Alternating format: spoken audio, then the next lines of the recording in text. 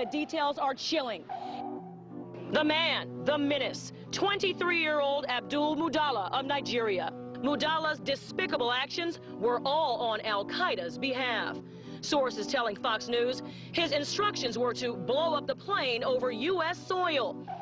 The intelligence community knew about Umar Farouk Abdulmutallab weeks ago and failed to spread word that would have put him on the no-fly list. The father of the suspect in the Christmas incident warned U.S. officials in Africa about his son's extremist views. That a report was prepared and it was sent on to the CIA in Langley, Virginia, CIA headquarters, but it was not disseminated to the wider intelligence community. Obviously, when you have a father coming in and talking to the embassy about a son who's radicalized, gives the embassy the passport number, the first thing you would think is a very fast effort to see if the person's got a visa and suspend the visa. One of the things you don't know about is the number of people that we have turned away because their name has been on the watch list or on the no-fly list. Only my mom could, but not me and my dad, because both me and my dad are on the watch list. Tough to believe, but 8 years later, we are still talking about connecting the dots and a failure to communicate. Call for immediate reviews on how this guy got on the plane and how he was able to get some explosives on the plane. So we got a while to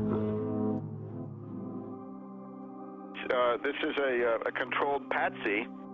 Facts are facts. You can have your own opinions, but you can't have your own facts. And we have this same pattern that we've seen again and again. We have these individuals that have very limited mental equipment, but nevertheless they're able to work miracles. In other words, they can do things that a normal person would never be able to do. You'd be arrested, you'd be questioned, you'd be searched, you'd be stopped in some way. He gets out of countries, he's disheveled, looks like he's drugged, stumbling around. I mean, this is classic. He doesn't get on any serious list for scrutiny or special search. And then we have this famous story of the well-dressed Indian who accompanies him. I saw two men, and they caught my eye because they seemed to be an odd pair. One was what I would describe as a poor-looking black teenager around 16 or 17, and the other man, a age 50-ish, wealthy-looking Indian man, and I was just wondering why they were together. Kind of strange. And I watched them approach what I would call the ticket agent, the final person that checks your boarding pass before you get on the plane. He gets from one plane to another thanks to this patsy minder, a patsy chaperone or patsy monitor. The only person that spoke was the Indian man, and what he said was, this man needs to board the plane, but he doesn't have a passport. And the ticket agent responded, well, if he doesn't have a passport, he can't get on the plane.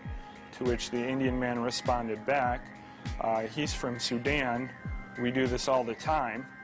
And the ticket agent said, well, then you'll have to go and talk to my manager. And she directed them down a hallway. And that was the last time that I saw the Indian man, and the black man I didn't see again until he tried to blow up our plane. And I'd be interested to see, is there a passport? Won't the FBI please show us a passport if there is one? They won't release the videos from Amsterdam. I mean, this is suspicious. Oh, yes. I think it's beyond suspicious. It's a clear case of a patsy. So he's a controlled asset. And, of course, it's not a matter of failure to connect the dots. We're hearing all about the unconnected dots. No, this is the desired outcome. Let me just point out a couple of other things here.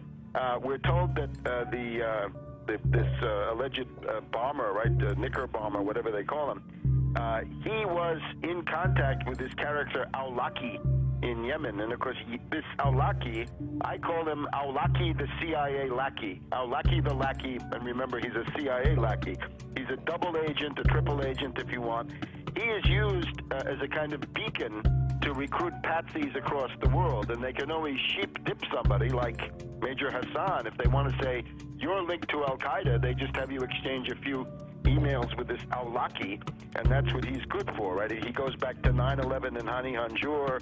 So this guy is he's a U.S. agent under whatever layers of garb that he's got. The other thing is, how was this young patsy Omar Farouk Mutallab, how was he radicalized? And I think we're getting some pretty good indications that it's this Brixton Mosque, Finsbury Mosque axis in London, the school for patsies, the British patsy Which, by the way, 6 months ago, I remember it, you predicted we'd see plane bombings out of that mosque.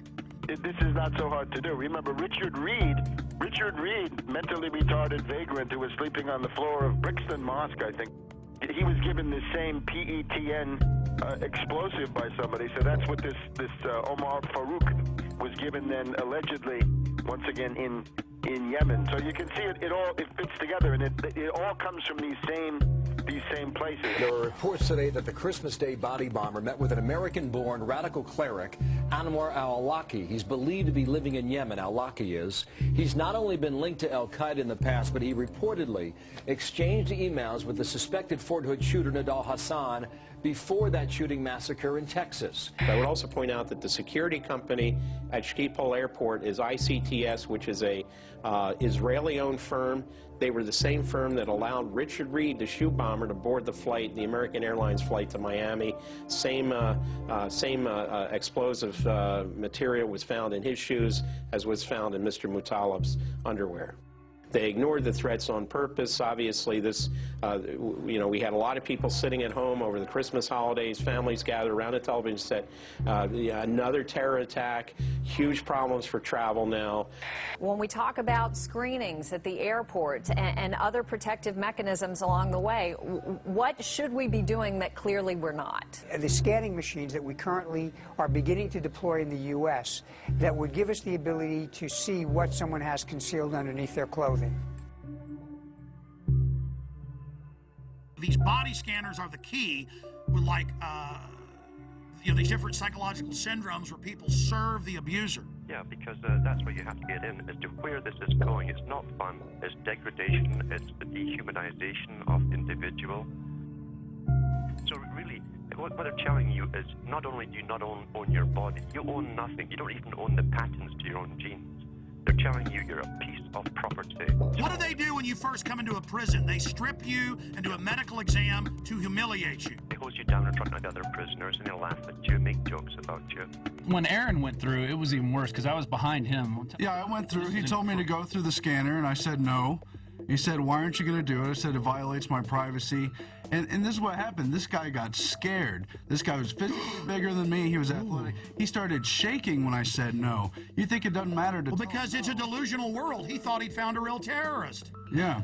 He was shaking, visibly shaking when I said no. He tried to trick me to go through it again and told me they were going to body wand me, which they ended up doing. And then he tells me, oh, because I don't like it because it violates my Fourth Amendment, I read too much.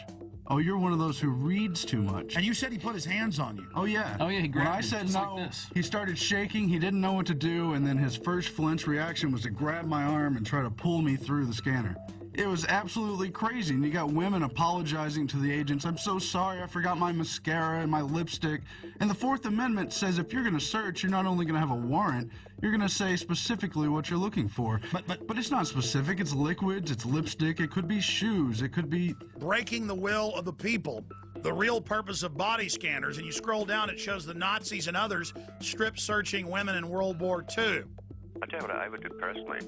I would just take photographs of all the mass graves of World War II and the Soviet Union, of all the naked bodies, and have big placards of that. And Genius. And saying, we're not going to end up like this. No, thank you. Great idea, pointing out that they always strip you down before they kill you. I mean, it's a real act of submission. Do you agree with me that this, telling everyone you will be naked body scanned, is a key point in our conditioning and we must resist it? Oh, absolutely, absolutely. It's an ongoing process of personalization, dehumanization, and getting the public to accept the fact they're nothing but cattle. Once you're on the plane, you're coming into Detroit, what happens next? The pilot comes on the speaker and he says we have 10 minutes to landing. Flight crew, take your seats and buckle up. A flight attendant walks by my seat, mumbling to herself, something smells like smoke. I looked up. I'm in row 27. I could see smoke coming from row 19, 8 rows up. It wasn't a lot of smoke at that time, and it looked like it was coming from the floor. So I unbuckled my seatbelt, took a few steps up to